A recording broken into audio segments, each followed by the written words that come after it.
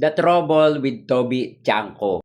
Alam naman nating lahat na ang alyansa para sa bagong Pilipinas ay candidates ng mga nasa administrasyon at ang campaign manager nito ay si Toby Tiangco. Pero bakit ang nangyari? Iilan lang ang nanalo o nakapasok. Dapat ang katanungang ito ay nasa campaign manager. Kung ano ang nangyari at bakit na talo.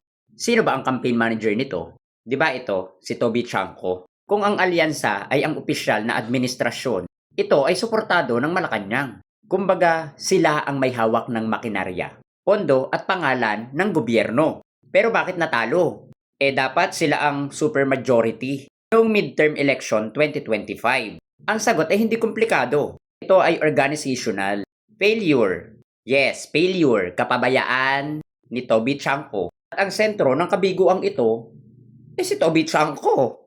Natural, siya ang campaign manager Pero sa halip na aminin ang kanyang kapalpakan, sumawsaw at umisyu at nagpalit-palit ng dahilan. Ang kinakatwiran niya, ang impeachment ni Sara, ang flood control at ang GAA noong 2025. Pinaka-obvious na sagot, hindi niya nagampanan ang kanyang tungkulin bilang isang campaign manager.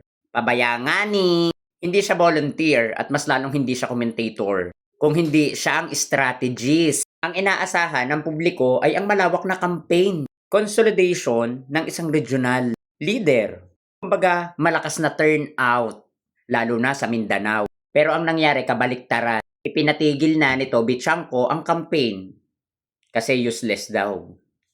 Hindi na raw effective kung magkaroon pa ng campaign sa Mindanao. Imagine niyo, walang naganap na alyansa para sa bagong Pilipinas sa Mindanao.